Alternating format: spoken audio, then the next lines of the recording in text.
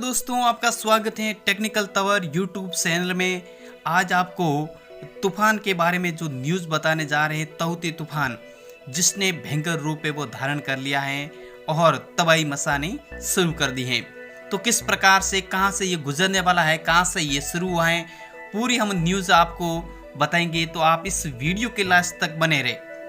तूफान ताऊते गुजरात में 23 साल बाद इतना भयानक तूफान दोपहर 12 से 3 बजे के बीच पोरबंदर तट से टकराएगा। 1.5 लाख लोगों को किया शिफ्ट। आप देख सकते हैं गुजरात के 17 जिलों में वो अलर्ट जारी कर दिया गया है।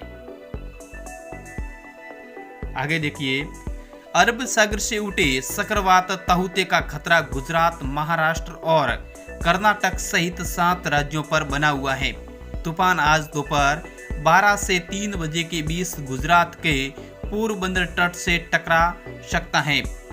इसके बाद दोपहर 3 बजे से शाम 6 बजे के बीच तूफान पोरबंदर और महुआ भावनगर के बीच से गुजरेगा। इस दौरान तूफान की गति 175 किलोमीटर प्रति घंटे तक हो सकती है। गुजरात में 23 साल बाद इतना भयानक तूफान आ रहा है। इससे पहले 9 जून 1998 में कच्छ जिले के कांडला में इतना भयानक तूफान आया था। इससे 1173 लोगों की मौत हुई थी और 1774 लोग लापता हो गए थे। गुजरात के तटीय इलाकों में करीब 1.5 लाख लोगों को शिफ्ट किया जा रहा है।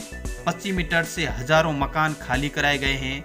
भारतीय मौसम विज्ञान विभाग IMD के डायरेक्टर जनरल DG मृत्युंजय मोपात्रा ने बताया कि राज्य के 17 जिलों को अलर्ट पर रखा गया है।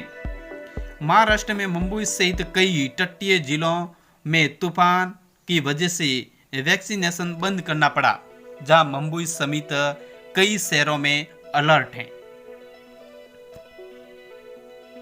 आगे हैं national disaster response force NDRF के डायरेक्टर जनरल SN प्रधान ने बताया कि 7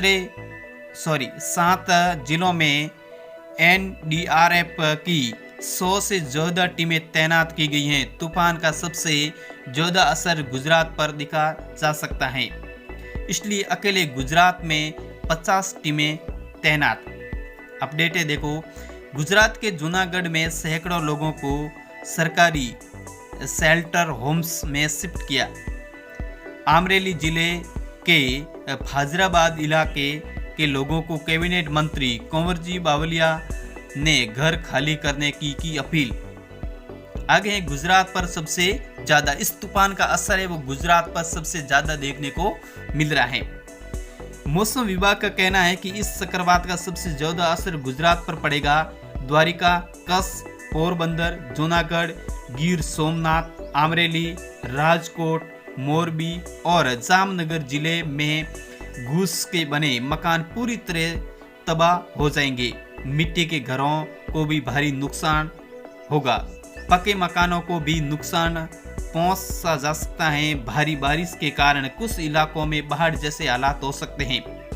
तूफान के खतरे को देखते हुए प्रधानमंत्री नरेंद्र मोदी ने शनिवार को गृह मंत्री अमित शाह ने रविवार को हाई लेवल मीटिंग की और तैयारियों का जायजा लिया। आगे है, 4 जिलों में 11 लोगों की हुई मौत। इस तूफान से 11 लोग अब तक मारे गए हैं।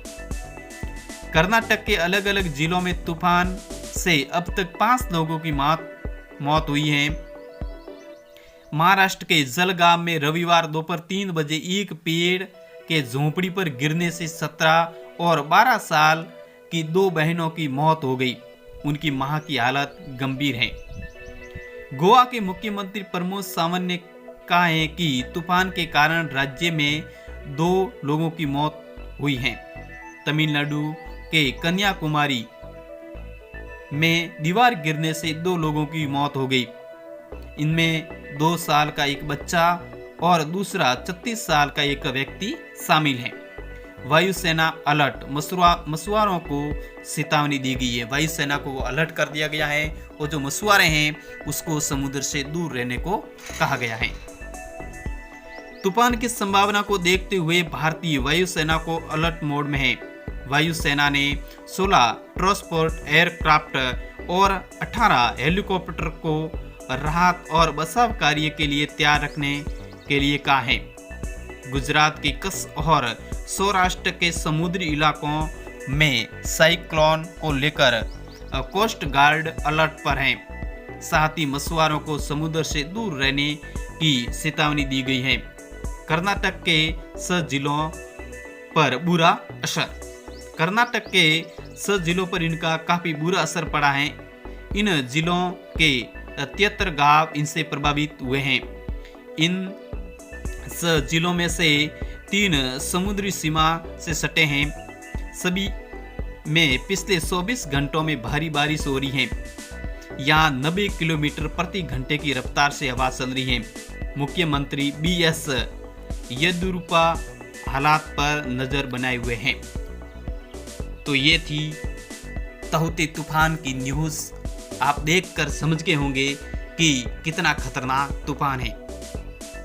आई होप कि आपको वीडियो पसंद आया होगा। यदि पसंद आए तो इसे लाइक करें, चैनल को सब्सक्राइब करें ऐसे ही लेटेस्ट अपडेट जानने के लिए। Thank you friends.